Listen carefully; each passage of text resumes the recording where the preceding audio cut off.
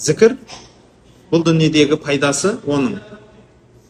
Біріншіден, адам көп зікір айтқан сайын концентрациясы артады екен. Яғни ой жинауы реттеледі екен.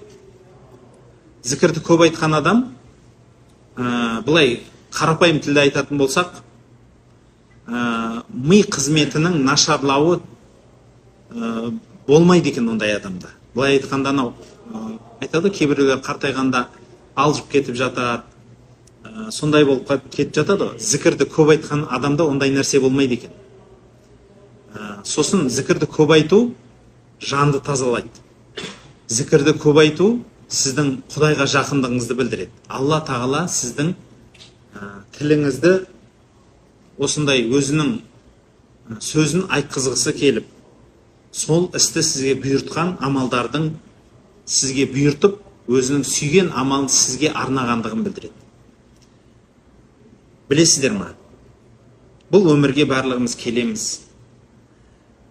Бірақ осы өмірге келісіменен біз қол аяғымыз, тіліміз, көзіміз, құлағымыз тыя алмаймыз. Соның себебінен кейде біреуге жаман сөз сөйлейміз. Бір жаман нәрсе естеміз, жаман нәрсеге қарап қоямыз. Қол аяғымызбен жаман нәрсеге барып қоямыз. Осының барлығы біздің өмірімізге әсері бар. Әсері барлығы сонша, тіпті ең қарапайым сөзді айтайыншы мен. Сөз, жаман сөз. Жай ғана жаман сөздің әсері сонша болады.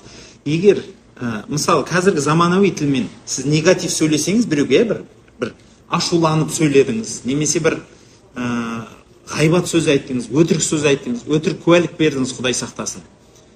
Осындай күнә амалдар жасасаңыз, ол тек қана бір, көп адамдар ойлайды ғой, сен күнә жасадың, ол күнәсі бір сырлы әлемде жазылады, бір сырлы қылып жазылып тұр, бірақ біздің мына тән өмірімізге, мына тән дейді ғой, физический өмірге әсер етпейді деп ойлайды. Бірақ өте қате пікір. Қазіргі психологияда психосоматика деген нәрсені көп қолданып бастады. Оның мағынасы не? Психосоматика дегенде, мысалы, былай деп түсіндірейінші. Адам орындыққа дұрыс отыра алмаса, мысалы айтайық, бір орындықта отырғанда, сіз дұрыс отырмасаңыз, мысалы партада, немесе қазіргі кезде көп адамдар телефон шұқиды. Соның әсерінен мойнын көп үйстіп отырады. Осы көп отырғанның себебінен мына мойын еттерінің аз қимылдауы немесе дұрыс еместігінен солай қатып қалады мойын. Ол қатып қалғанның себебінен ол омыртқаға да әсер етеді. Түбі белге әсер етіп, грижада шығарады. Егер мойын согүй бүкірейіп қалатын болса, мына екі қолға да әсер етеді. Оның аздығындай өкпе демалысына әсер етеді. Яғни бір кішкентай дұрыс емес әдет, жаман әдет, мысалы физикалық әдет, дұрыс емес отыру, мысалы қисық отырсаңыз омыртқаңыз қисаюы, балдардың партада отырғанда, телефон шығып отырып, мойныңызды бүкірейтіп отырғандағы мойынға әсер еткендей, келіңіздер. Басқа осындай жаман әдеттер физикадағы сіздің физически жүріс тұрысыңызға, мысалы пластикоскопия дейді ғой, табанның май табандығына, немесе басқалығына әсер етеді. Дәл сол сияқты, білесіз ба, реніш, адам ренішсе, сол реніш адамның бүйрегіне, бауырына әсер етеді. Қызығы, сол үшін болса керек, орыс тілінде желчный адам екен дейді ғой, өтін шашып жүретін адам дейді. Ашу адамның өтін көтереді. Сол өттің себебінен адамда ұйқы безі бұзылады, бауыр бұзылады. Қазіргі кезде көп адамдардың әртүрлі аурулары бар. Біреудің көз ауырады, біреудің құлақ ауырады, біреудің жүрек ауырады, біреудің асқазаны нашар, біреудің бүйрегі нашар. Байқайсыздар ма? Біреудің қанты бар. Бұның көпшілігін психолог ғалымдар айтады, сіз тамақтануда, физикалық жүріс тұрысыңызды дұрыс реттемеуде, немесе сіздің сөйлеу, немесе бір істі қабылдау әдеттеріңізді қателік кеттіңіз. Бұл қарапайым емес, одан жоғары сіз біреуге кінә арту, біреуге ренжу, жүрегіңізге кінәні, біреуге қап-қара нәрсені жүрегіңізге алып алу, өкіну, соған ұқсайтын жаман істер адамның денсаулығынан тесіп шығады екен. Сондықтан қазіргі кезде психосоматика менен емдеу деген әдістерді шыққан. Тіпті кейбір бауырларымыз шынымен осы істі реттеп, соның себебінен адамның денсаулығы, мысалы сіз келесіз, сіздің қай жеріңіз ауырады? Менің бүйрегім ауырады дейді. Ондай болатын болса, сіз кезінде біреуге ашуланғансыз. Осындай болған деп, немесе сіз бүгін кезінде ренжігенсіз. Сол реніштеріңіздің бәрін реттеп, жұртқа кешірімді қараңыз, кешіре біліңіз деген сияқты басқа істерді айтады. Бұл бір ертек сияқты көрінеді ғой, бірақ қазіргі медицина осыны дәлелдеп атқаны бар. Бірақ біздің дінге қандай қатысы бар? Білесіз ба? Сайдул Хатир деген кітапта Ибнул Джаузи деген кісі жазады. Қызығы, егер дейді, бір адам кеп сұрапты, Ибрахим Адхам деген әулие кісіден, мен түнгі намаз оқи алмаймын. Түнгі намазға тұрайын десем ұйықтап қала берем. Сол қалай түнгі намазға тұруым керек? Мен бұған қосып кете салайын осы кісінің сөзіне. Біреулер айтады, мен таң намазына тұра алмай ұйықтап қалам дейді. Дұрыс па? Мен комментарийді өшіріп қояйыншы. Мен таң намазына тұрып, өзімді тұрғызамайым дейді. Тіпті оянам да ұйықтап қалам таң намазынан дейді. Біреулер айтады, өзімді намазға қанша ұрынсам да намаз оқи алмайым дейді. Намазға жалқаулық қыла берем дейді. Осындай, яғни сауап іске сізді барғызбайтын бір нәрсе бар да. Неден бұл? Біреу айтады, мен Құран оқиын десем, жаңағы миыма кірмейді дейді. Әріптер жаттайын десем, әріптер жаттай алмаймын дейді, Құранның әріптерін. Ал негізі пайғамбарымыз айтып қойған, тал бесіктен ат бесікке шейін білім ал деген. Тал бесік деген ағаштан жасалған бесік, ол бөпенің, сәбидің жататын бесігі. Ат бесік деп адам өлгенде үстіне қойылатын тасты айтады. Құлып тасты ат бесік дейді. Яғни өлгеннен қабірге шейін білім ал дейді. Біз бірденше менің жасым 40-тан асты, 45-ке келді, мен ары қарай миымда неше түрлі заттар бар деймізді сылтау айтамыз. 45-тен үлкендер мүлде білім оқымаймын дейді. Бұл дұрыс емес. Пайғамбарымыздың жанында небір сахабалар 60-ында, 80-інде Құран жаттаған адамдар болған. 80 жасар Құран жаттаған адамдар болған. Ол неден? Бұның барлығын себебін Сайдул Хатирда Ибнул Джаузи деген кісі әдемі қылып айтып береді. Егер сен тіліңді тыймасаң дейді, жаман сөзден тіліңді тыймасаң, сырың кетеді дейді. Сырың кетеді дегені ішкі әлемің кетеді. Ішкі жан дүниеңді ұстай алмайсың, жүрегің кетеді. Қалай? Яғни сен Құдай деп жылайын десең, көзіңе жас келмейді. Дін туралы бір нәрсе естісең, немесе бір Құран кітапты біреуден оқып атқан, немесе біреудің Құран оқып атқан естісең, жылай алмайсың. Жүрегің қатты. Ішкі сырың кетеді. Көзіңді тыймасаң, ақылың кетеді дейді.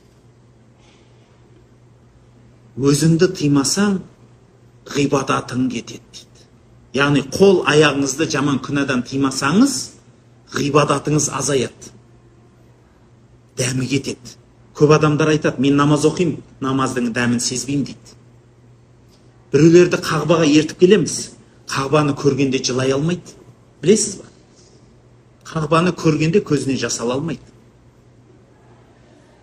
Бір Қағбаның жанында тұрып, оқыған намазың 100 000 сауапқа жетеді. Ойлаңызшы, сол жерде тұрып 100 000 сауап. Сіз ана жерге барғанда, сондай рухани жерге келдім деп сезініп, намазды ықыласпен оқи алмайды. Кейбір адамдар умраға келеді бізбен бірге. Бірақ сол умраға келген бауырларымыз намазын жөнді оқи алмайды, ықыласпен оқып, жүрегіне жас келе алмайды. Басын сәждеге қойғанда қашан тұрам дейді. Ана тіке тұрған кезіне қашан еңкейем дейді. Яғни намаз ол үшін бітпейтін бір іс-қимылға айналып кеткен.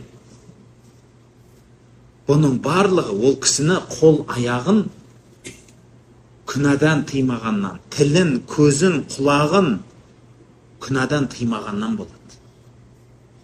Осының барлығы сіздің ғибадатыңызға, руханиятыңызға әсер етеді.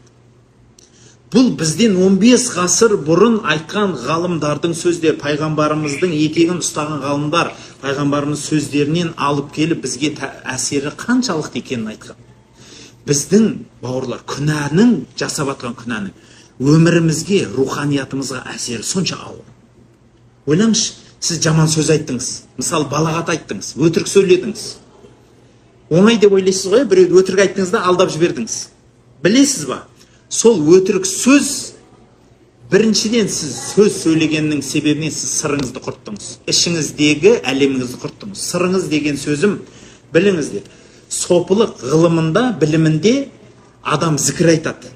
Сол зікір айтып атқан кезінде зікір айтатын орындар бар. Жүрегінің тұсында орындар бар. Соның біреуі сыр деп айтылады. Осы жүректен оңға қарай алынған тұсты сырым деп айтады. Сол сырға қарап 1000 мәрте ла иляха иллалланы айтады, сырымды түзетейін деп.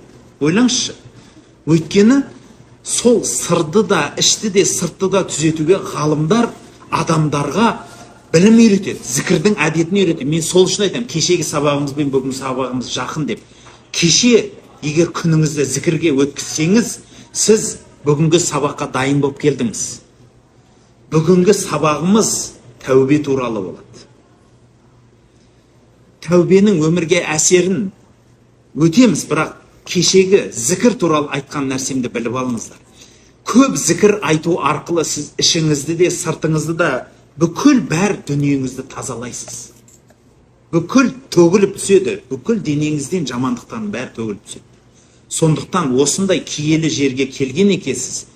Ақыр көп намаз оқи алмай, көп ана жерді айналып жүре алмай жатсаңыз, тіліңізді тоқтатпаңыз зікірден. Бекер отырмаңыз, телефон шұқып, анандай қылмай, көп зікір айтып тастаңыз. Ішіңізді, жүрегіңізді бәрін тазалаңыз.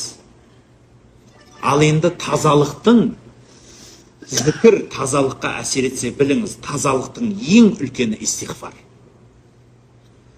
Пайғамбарымызға саллаллаху алейхи вассаламға Құранда айтылады: ей Мұхаммед, сен олардың артынан тұрып 70 рет кешірім сұрасаң да Алла оларды кешірмейді деген аят бар Құранда.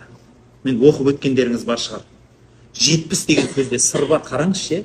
Және 70 рет истиғфар дегенде сыр бар. Пайғамбарымыздың өзі айтады: мен 100 рет истиғфар айтам дейді. Кешегі зікірдің ішінде ең әулиесі не деп айтып едік? Қандай зікір дедік? Ла иляха иллалла Мұхаммаду Расулулла деген сөз зікірдің ең үлкені. Одан үлкен зікір жоқ. Ал енді осы зікірлердің ішінде ең әсерлісі астағфирулла. Астағфирулла деген сөз әрі Алланы мақтау екен, әрі күнәңіздің кешірімі екен. Ойлаңызшы, мағынасы әрі сіз Құдайдан ғана кешірім сұрап жатқансың, Құдайды мақтап жатсыз. Яғни Құдайды мақтағың келе ме? Астағфирулла дейді. Бір жағы сіз астағфирулла арқылы зікір айтқаныңыз үшін сіз өзіңізді тазалап жатсыз. Екіншіден, астағфирулла деген сөзді жай айту керек жоқ. Күнәңіздің кешірімін тілеп, ішіңізден күнәңізді мойындап, оны қайтадан жасамаймын деп айтуыңыз керек. Осылау, осы істі жасасаңыз, сіз анадан жаңа туғандай боласыз. Неге екенін сізге қосымша Пайғамбарымыз саллаллаху алейхи вассалам айтады: умраның сауабы, сіздер умра жасадыңыздар кеше. Күш жинап алсын деп бүгіндікке енді не қылмадық, шамасы жеткен жігіттер тағы жасап келді. Біліңіздер, 2 умраның арасында күнә қалмайды дейді Пайғамбарымыз саллаллаху алейхи вассалам. 2 умраның арасында күнә қалмайды. Және умраны тағы да бір сөзінде айтады: умра күнәлардың өшіргіші дейді. Күнәлардың өшіргіші умра. Умра қажылығына келдіңіздер сіздер. Бұны қажылық деп айтқанменен бұл шынайы қажылық емес, бұл бір зиярат бұл. Бұл Меккедегі Қағбаны, Пайғамбарымыздың қабірін зиярат ету ғана. Қажылыққа ұқсайтын себебі бұның 1-2 амалы ғана қажылыққа ұқсағасын, бұны кіші қажылық дейміз. Ал бірақ бұның сауабы орасан көп. Құда қаласа, ертең де тағы да алдымыздағы күндерде бұның басқа да қыр-сырларын айтам умраның. Бірақ бүгінгі бір білетін сырымыз, умра жасасаңыз, күнәңіздің өшіргіші бұл. Ендеше, ана Қағбаны 7 рет айналып жүргенде аузыңыз зікірден тоқтамау керек. Астағфирулла, ла иляха иллалла Мұхаммад, Раббана атинаны айтыңыз. Білетін дұғалы. Арабша айтамайсыз ба? Қазақша айтыңыз. Өзіңіздің білген тіліңізде: Құдайым, менің күнәмді кешір, сұраңыз, сосын дұға етіңіз. Кімге дұға етесіз? Сізден кім дұға сұрады ауылдағылардан? Кімдер дұға сұрады? Пәленшенің, мына баламның, мына немеремнің, мына ананың, мынаның, нағашымның, жиенімнің, көршімнің, досымның деп дүниеден өткен ағайындарыңыз бар, тірісі бар, бәрінің тілеуін тілеп алыңыз. Соны айналып жүргенде тілеуіңізді тілеп жүре беріңіз. Сол үшін анау Жастарға да айтады, ана кішкентай жерге барып айналғаннан гөрі үлкендеу жерге барып айналыңыз. Үлкендеу айналасыз. Қадамыңыз көбірек болады. Иә, шаршайсыз. Бірақ ол шаршау денеңіздің қазіргі ауырғаны бәріне жауабы бар. Ертең қол, аяқ бірінші сөйлейді. Сізден бірінші сөйлейді да, Алланың алдына куәлік береді. Мынау күнә жасады, мынау күнә жасады деп. Сол күнә жасап атқан қол, аяқтарыңыз ертең айтады, мынау мені ауыртты дейді. Қалай ауыртты дегенде, Қағбаны айналып жүрді дейді. Солда ауру ма негізі? Сол жүргенің үшін бүкіл күнәңді кешті десе Алла Тағала. Аяғыңмен басқан күнәңнің бәрі таптаза болса, одан артық не жеңіс бар бұл әлемде? Қандай ғанибет бар? Осы Қағбаға, осындай жерге сіздердің келіп атқандарыңыздың өзі Алланың сізге жауған нұры. Олына көп адамды бұйыртпайды. Алла Тағала сізді шақырса ше, сіз бай болсаңыз да, кедей болсаңыз да келесіз. Оны қанша рет көріп жүрміз өмірде. Не бір байлар бар. Осы жерде өмір сүре алатын адамдар бар да, шықпай, осы Меккеден шықпай, саудасы, тіршілігі ауылда жататындай бай адамдар бар да. Бірақ Алла оларды осы жерге келуіне, бір сәт, бір секунд келуіне бұйыртқан жоқ. Келе алмайды да олар. Өйткені Алла оларды шақырған жоқ. Тәубе. Осындай жерге бізді алып келгеніне. Осы жердегі әрбір айтқан зікіріміздің ең ұлыларының бірі ендеше бүгін истиғфар. Тәубе ету, Алладан кешірім сұрау. Оның пайдасы қаншалықты екен? Біліңіздер, кешірім. Кешірім адамды не нәрселерге жетелейді, және қаншалықты пайдасы бар. Біріншіден, мына дүниені айтып кетейікші. Өйткені қазіргі адамдар осы дүниеде маған ұстайтын нәрсе бер дейтін халге жеттік қой, Құдай сақтасын. Бірақ осы дүниеде сіз не аласыз? Кешірімнен, Құдайдан кешірім сұрасаңыз, не аласыз? Білесіз ба? Біріншіден, жүрегіңіз тазаланады. Өзіңіз білмейтін аурулар тоқтайды. Өкпе ауруы, бүйрек, басқа да өзіңіз білмейтін аурулар басыла бастайды. Тағы бір нәрсе, кешіре білу сіздің ісіңізді оңғартады. Білесіз ба? Бизнес тренинг өтеді адамдар. Бай болудың әдістерін үйретеді. Қайтсең миллион табасың дейді. Білесіз ба? Миллион табудың әдісі дұрыс сауда қылу. Үнемдеу да, яғни дұрыс жерден алып, дұрыс жерге сату. Бірақ кейбіреулер бар да, сөйтіп сатып жатыр, бірақ ісі өнбейді. Береке жоқ та. Жүріп жатырмын, алып жатырмын, сатып жатырмын, берекем жоқ, көтеріле алмаймын дейді. Неге? Өйткені жүрегіңде кінә бар. Біреуге ілген кінәң бар, біреуді кешіре алмай жүрсің. Ортада жүрегіңде бір қысым бар. Сен қашан кешіресің біреуді? Жолың бәрі ашылады. Қызық, тіпті осы дүниеде ақша табам десең де кешіру керек екен. Денсаулық болсын десеңіз, кешіріңіз. Ақша болсын десеңіз, кешіріңіз. Бірақ білесіз ба? Бұл дүниенің тапқан тиыны, атақ мансабы, бұл өткінші нәрсе. Сол өткінші болмайтын нәрсеге адамдар бар ғой, мақтанып, өмірін соншалықты тігіп, соған енді жанып өшіп жатады. Шын жеңіс, бауырлар, ақыреттің жеңісі. Өйткені бұл өмірге келмек бар да, кету де бар. Бұл дүниеден кетіп баратқанда ғалымдардың, әнбиелердің, үлкен пайғамбарлардың етегінен ұстап, солардың істерін жасап кетуге не жетсін? Ендеше біліңіз, пайғамбарлардың ең үлкендерін, ең әдемі қасиеттерін Алла Табарака ва Таала кешірімшіл деп айтады. Немесе иннаху ауаб, Құдайға өте көп келіп кешірім сұрағыш деп айтады.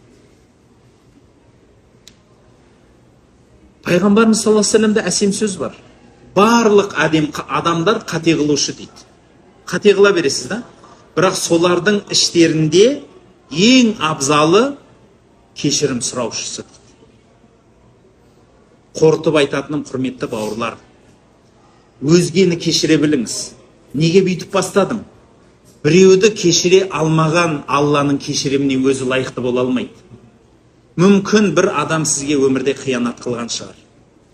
Біреу жолыңызды кешкен шығар. Біреу білер тірлікпен, білмес тірлікпен, ақмақтықпен, зорлықпен, надандықпен сізге бір жамандық қиянат жасаған шығар. Кешіре біліңіз. Осындай киелі жерге келдіңіз. Осындай қасиетті жерге келдіңіз. Астағфирулла дегенді көп айтыңыз. Ертеңгі сабағыңызға дейін сіздерге тапсырма. Астағфирулла деген сөзді санамай көптен айтыңыздар. Өте көптен айтыңыздар. Құдай қаласа, бұны айтсаңыздар, соны айтып атқанда қандай көңілмен айту керек? Өзге адамдарды кешіріңіздер, және де Құдайдан кешірім сұраңыздар. Білетін, білмейтін, үлкен, кіші, әдейі жасаған, білмей жасаған барлық күнәнің бәрінен кешіріңіздер. Осы жерде соның бәрін тастап кетейік, бауырлар. Тап-таза болып, ақ парақтан елге барғанда өмір сүруге не жетсін? Білесіз ба? Әрбір астағфирулла деп күнәңіз кешірілген сайын не деген үлкен нәрселер бар. Истиғфар туралы айтылатын сөздер көп. Бір Алланың кешіріміне, күнәсіне батып, Алланың кешіріміне лайықсыз болып қалған адамның себебінен бір ру ел азап шегеді. Және де дәл соның керісінше, бір адамның Құдайдан сұраған кешірімінің себебінен бір ру ел береке табады. Білесіз ба соны? Мұса пайғамбардың заманында да сондай уақиға бар, білесіздер, әйгілі уақиға. Оны өте қысқа айтып кетейін. Жаңбыр жаумай қояды жылдап. Сонда Мұса пайғамбар бүкіл халықты ертіп барып, Құдайдан жаңбыр сұратқан кезінде Алла тағала айтады, іштеріңде бір залым адам бар дейді. Пәлен жыл бойы күнә жасады, менен кешірім сұрамады дейді. Араларында сол бар екен, мен сендерді кешірмеймін да, су да бермеймін дейді. Сонан пайғамбар келіп айқайлағаннан халық айқайлайды ғой, ей, сондай жаман адам бар екен арамызда, шық құры, залым, сен 20 жыл бойы, 30 жыл бойы күнә жасайсың, оның жазығын біз тартамыз, құры кет деп бәрі айқайлағаннан сөз егесін табады ғой, әлгі кісі бейшара егіліп жылайды ғой ана жерде. Ей Құдай, шәрменде қылма. Енді ойлаңыздар, көпшіліктің ішінен шығып кетеді, аласыз ба сіз сол жерден? Ана жерде өлтіріп жіберетін жар халық, тас боран қылып. Ана бейшара тұрған жерінде жылайды ғой, дірілдеп. Бір уақытта жаңбыр жауады ғой, лапылдап. Сонда таң қалады халық. Пайғамбар тағы сұрайды, Аллахым, біз сенен жаңбыр сұрап едік, бермедің. Енді сұраған жоқпыз, бердің дегенде, араларында сондай бір адам бар дейді. Сондай бір кешірім сұрады дейді. Соның сұраған кешірімін жүрегінен сұраған ғой соншалықты. Сендерге бөліп берсе, сендерден де артып қалады дейді. Ойлаңыз, бір адамның Құдайдан сұраған жалбарынған кешірімінің үлкендігі сонша, ана жерде отырған адамның бәріне бөліп берсе, артылып қалады. Соның себебіне мен сендерге жаңбыр бердім дейді. Сондықтан бауырлар, үйіңізге береке кірсін десеңіз, екі дүниеңіздің бақытын табам десеңіз, осы құлшылықтың дәмін көрем десеңіз, ендеше сауап амал көп жасаңыз. Және де сол сауап амалды жасатпай жатса бір нәрсе, біліңіз, сізде күнә бар. Соны тазартпай, сіз түнгі намазда оқи алмайсыз. Сіз намаздарыңызда да бүтін бола алмайсыз. Өзіңізді тазартпай, сіз сауап істе жасай алмайсыз. Құранды да жақсы оқып үйрен алмайсыз. Білімге де бара алмайсыз. Көп истиғфар айтыңыз. Өте көп күнәңіздің кешірімін жүрегіңіздің түбінен ашылып тұрып Аллаға жалбарынып кешірім сұраңыз. Алла тағала сізді кешеді. Себебі Алланың өзінің уәдесі бар. Маған жайылған қолды бос қайтарудан ұяламын дейді. Сіз Аллаға деп қолыңызды жайсаңыз, сіздің қолыңызды Алла бос қайтарудан ұялады. Ендеше пайғамбарымызға сол сөзді жалғастырып айтады: пенделерім менен де ұялсын дейді күнә жасаудан. Тағы бір сөзінде айтады: мен адамдарға ақшаш беремін дейді. Кімге ақшаш берсем өзімнің нұрымды бердім. Алланың нұры екен ол. Және білсін дейді, мен сол нұрымды берген адамды дозаққа салудан ұяламын дейді. Ол да күнә жасаудан ұялсын дейді. Құрметті бауырлар, Алланың кешірім есігі қияметке шейін ашық.